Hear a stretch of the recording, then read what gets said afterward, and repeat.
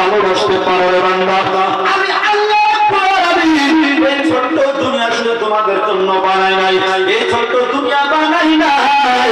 তোমরা যদি নবীকে ভালোবাসার মতো মহব্বত করতে পারো, ভালোবাসার মতো ভালোবাসতে পারো, যাওয়ার মতো যদি চাইতে পারো, আমি আল্লাহ রাব্বুল আলামিন তামাম পৃথিবীটা সহ আরশ সামা পর্যন্ত, লৌহে কলম মাহফুজ পর্যন্ত তোমার জন্য পাগল করে দিব। জোরে জোরে পড়া যাবে কি সুবহানাল্লাহ। নবীকে কেন ভালোবাসবেন না, কেন ভালোবাসবেন না? আমার আল্লাহ তো নিজেই নবীকে ভালোবাসেন। জোরে জোরে পড়ুন সুবহানাল্লাহ। দুনিয়ার জমিনের মানুষ, ও দুনিয়ার জমিনের মানুষ, পর্দার আড়ালে বসা আমার অতি সম্মানিত মা ভগ্নীগণ, নবীকে যদি আমরা ভালো না বাসি, আমার আল্লাহ এমন উচ্চ সম্মান আমার নবীকে দান করেছেন রে বাবা। এমন সম্মান আল্লাহ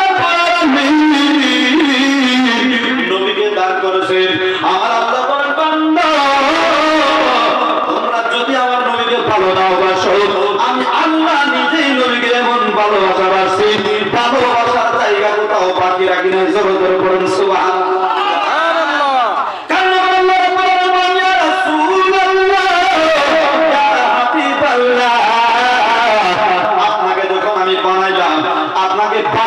যখন ওই টাইমে দুনিয়ার জমিনে কোনো মানুষ ছিল না, কোনো মাখলুকাত আমি আল্লাহ সৃষ্টি করে নাই।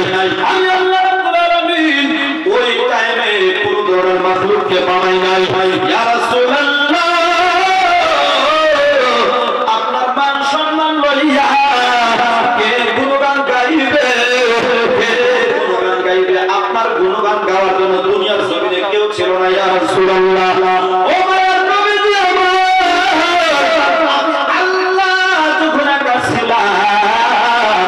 আপনি নবী যখন শুয়ে গেছেন, ওই টাইমে আমি আল্লাহ আপনি নবীর প্রতি গুণগান গাইছি, আপনি নবীর সম্মান লইয়া ওয়াজ মাহফিল করছি। জোরে জোরে পড়ুন সুবহানাল্লাহ।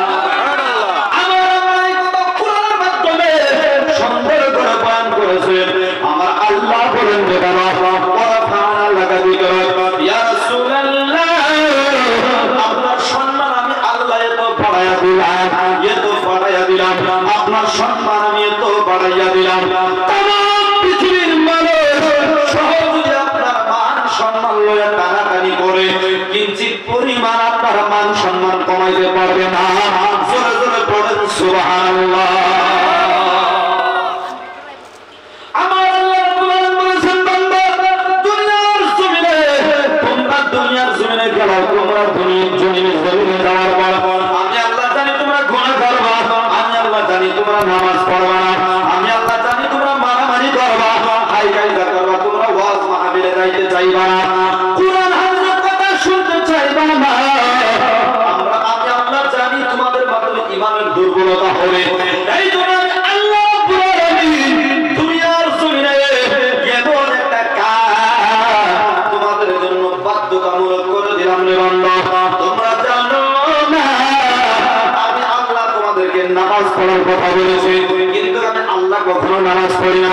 আমি বুঝাতে চাই বাবারা, আল্লাহ নবীকে কেমন করে ভালোবাসবেন, আমার আল্লাহ নবীকে কেমন করে ভালোবাসে, আর আল্লাহ নবীকে ভালোবাসলে কি ফায়দা হয়।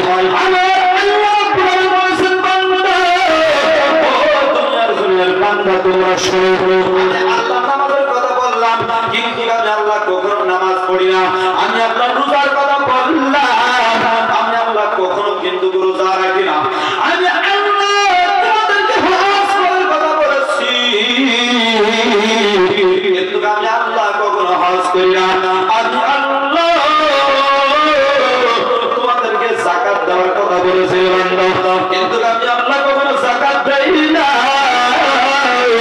এমন একটা টাইম আসে, এমন একটা সময় আসে, এমন একটা কাজ আসে, যে কাজ আমি আল্লাহ নিজে করি, যে কাজ আমি আল্লাহ আগে করি, তারপর ফেরেশতাদেরকে হুকুম করি, তারপর দুনিয়ার জমিনে একটা দল আছে যিনারা আমি আল্লাহকে শুধু বিশ্বাস করি, তাদেরকে আমি আল্লাহ হুকুম করি। জোরে জোরে পড়েন সুবহানাল্লাহ। ও আল্লাহ তুমি কেমন কাজ রেখেছো, ও আল্লাহ তুমি কেমন কাজ আমাদের জন্য রাখলা, কি আমল আল্লাহ তুমি করো। আল্লাহ আল্লাহ তুমি তো নামাজ পড়ো না, ও আল্লাহ তুমি তো রোজা রাখো না, ও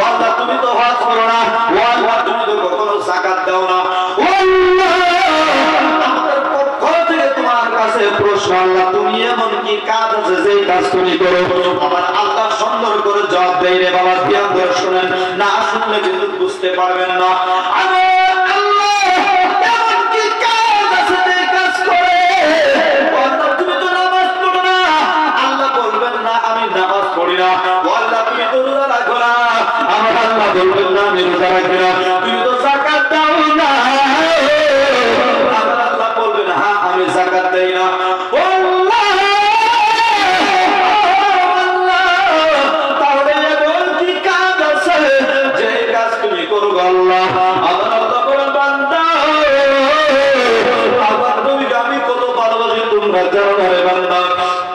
আমার নবীকে দুনিয়ার জমিনে আমি এতিম বানায় পাঠাইলাম, তার কারণ হলো আমার নবীকে আমি নিজে খুব ভালোবাসি, আমার নবীর অভাব আমি কোথাও রাখি নাই।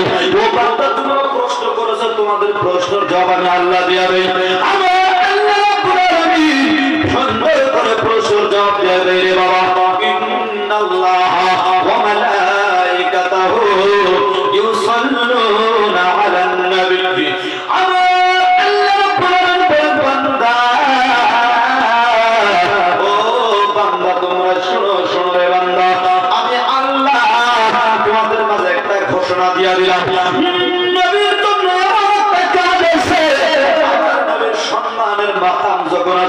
নবীর সম্মানের সময় যখন আসে ওই টাইমে আমি আল্লাহ নিজে আগে নবীকে সম্মান জানাই, আমি আল্লাহ নিজে আগে নবীর প্রতি দরুদ পড়ি।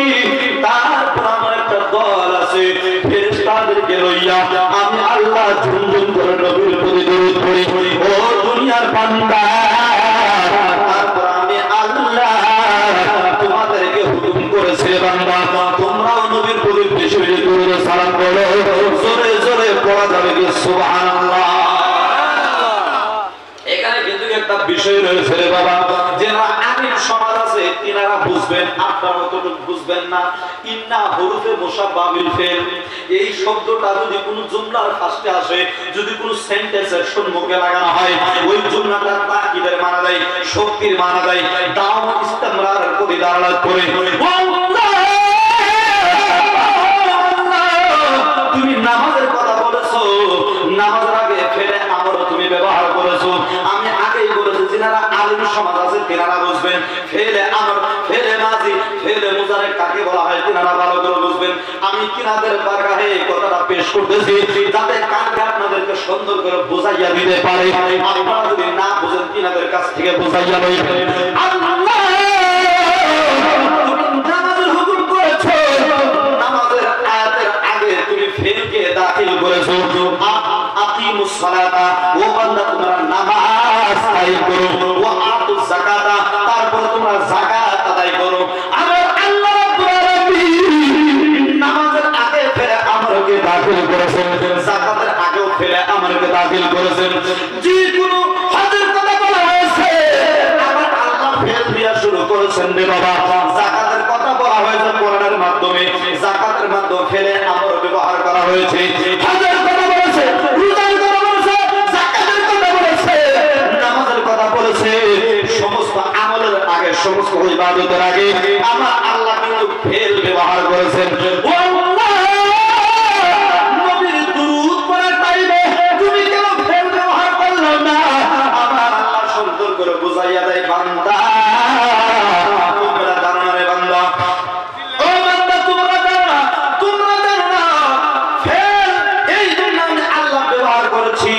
তার মাধ্যমে জামানা পাওয়া যায়, আর জামানা একদিন শেষ হয়ে যাবে, সময় একদিন শেষ হয়ে যাবে। বলুন কথা ঠিক কিনা? আমাদের যে সময় আছে এই সময় কিন্তু একদিন শেষ হয়ে যাবে। এমন একটা সময় আসবে দুনিয়ার জমিনে কেউ থাকবে না। বলুন কথা ঠিক কিনা? এমন একটা সময় আসবে নবীর প্রতি দরুদ পড়ার জন্য কেউ থাকবে না। এমন একটা সময় ছিল যে সময়ে কেউ ছিল না, জিন জাতি মানুষ জাতি ফেরেশতা কেউ ছিল না রে বাবা, শুধু একমাত্র আল্লাহর জাত ছাড়া কেউ ছিল না। এমন একটা সময় আসবে আল্লাহর জাত ছাড়া আর কিচ্ছু থাকবে না। ইয়া রাসূলুল্লাহ, কেউ ছিল না ওই টাইমে, নামাজ ছিল না ওই টাইমে, রোজা ছিল না ওই টাইমে, যাকাত ছিল না ওই টাইমে, হজ ছিল না রে আল্লাহ। তাহলে তুমি নবীর দুরূদের মাধ্যমে কেন তুমি ফেল ব্যবহার করলাম না?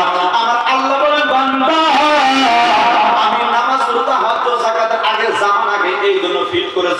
সময়কে এই জন্য ফিট করেছি, যখন তোমরা দুনিয়া থেকে চইলা যাবা, দুনিয়া থেকে যখন তোমরা চইলা যাবা ওই টাইমে তো নামাজ থাকবে না, দুনিয়া থেকে যখন চইলা যাবা ওই টাইমে তো রোজা থাকবে না, দুনিয়া থেকে যখন চইলা যাবা ওই টাইমে হজ থাকবে না, দুনিয়া থেকে যখন চইলা যাবা ওই টাইমে রোজা থাকবে না, কিন্তু আমার নবীর জাত বাকি থাকবে। জোরে জোরে পড়ুন সুবহানাল্লাহ। এই জন্য আমি আল্লাহ রাব্বুল আলামিন নবীর দুরূদের আগে কোন ধরনের ফেলকে ব্যবহার করি নাই। তার কারণ হলো ফেলের মাধ্যমে সময় পাওয়া যায়, ফেলের মাধ্যমে জামানা পাওয়া যায়, জামানা শেষ হয়ে যাবে, নামাজ শেষ হয়ে যাবে, রোজা শেষ হয়ে যাবে, যাকাত শেষ হয়ে যাবে, হজ করার টাইম একদিন শেষ হয়ে যাবে, কিন্তু নবীর ভালোবাসা কখনো শেষ হবে না। ওই নবীর মহব্বত কিয়ামতের আগ পর্যন্ত এবং কিয়ামতের পর জান্নাতেও বাকি থাকবে। জোরে জোরে পড়ুন সুবহানাল্লাহ। ও নবীর প্রেমিকেরা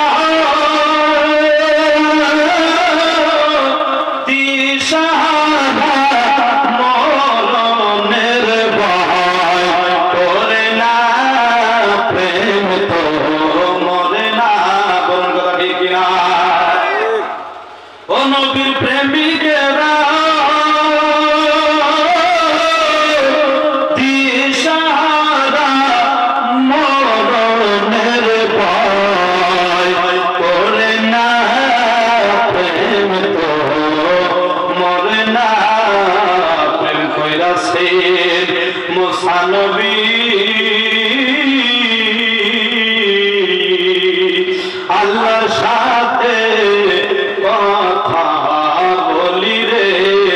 জোরে জোরে পড়ুন মারহাবা। আরে আল্লাহর নূরে পাহাড় জ্বলে, মুসা নবী জ্বলে না, প্রেম তো মরে না। ও নবীর প্রেমিকেরা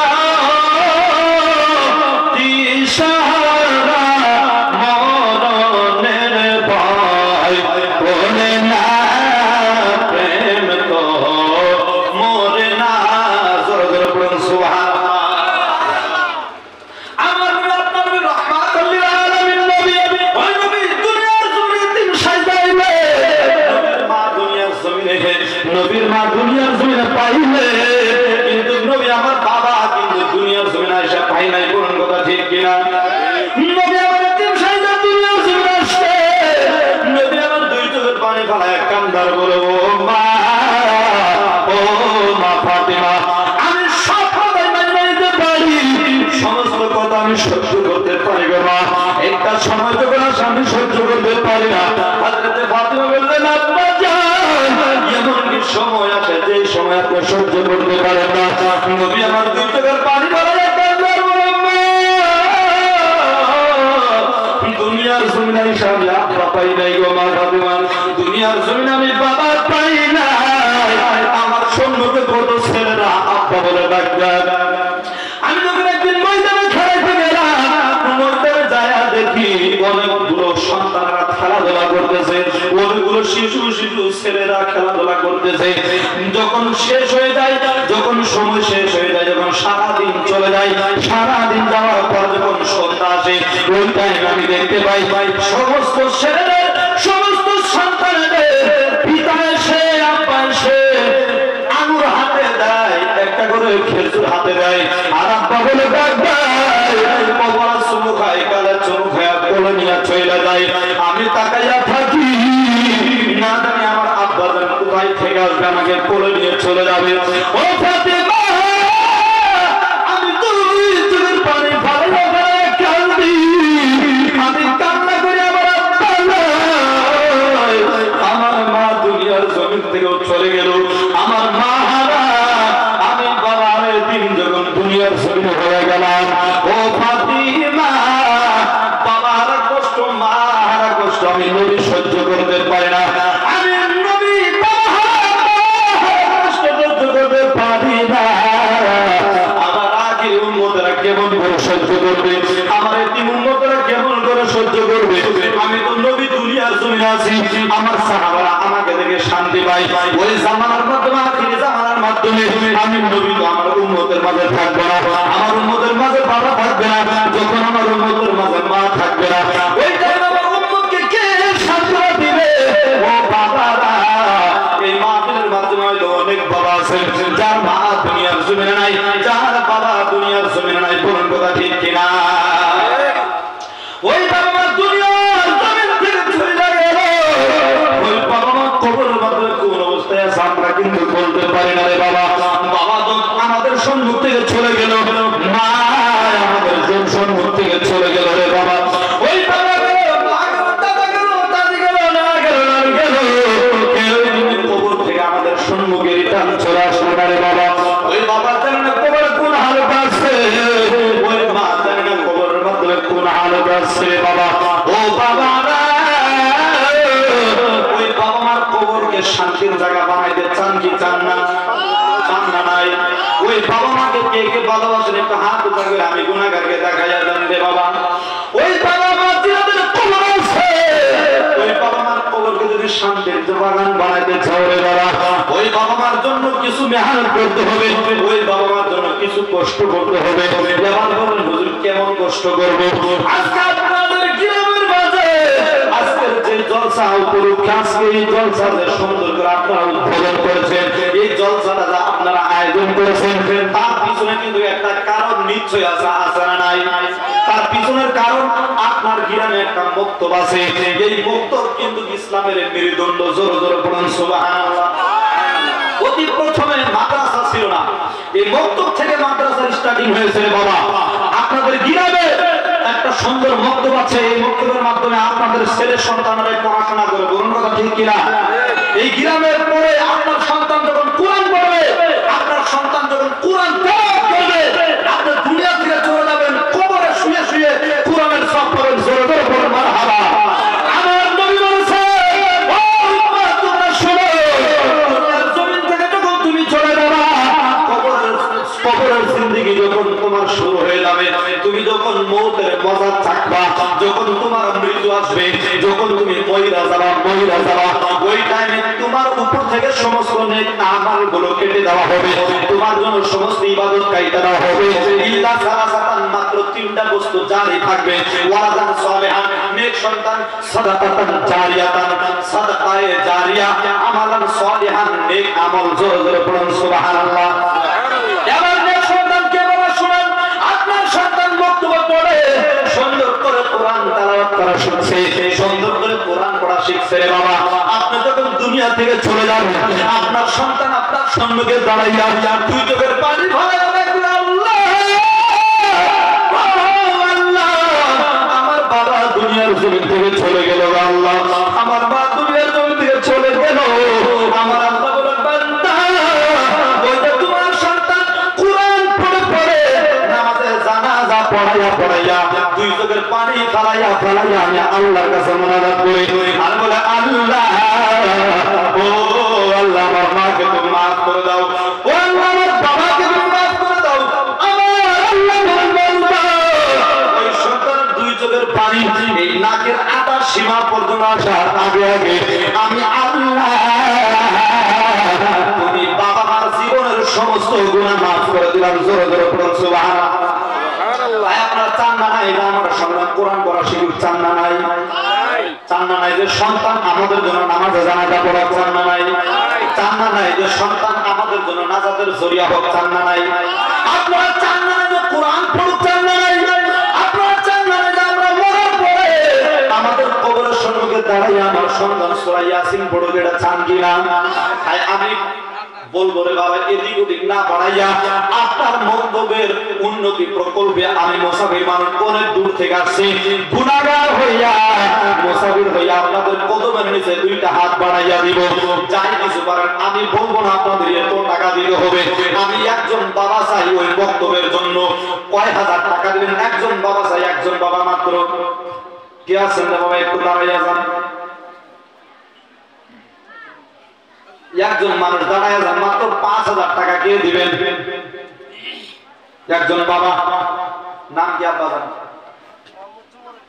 মোহাম্মদ জুবর আলী।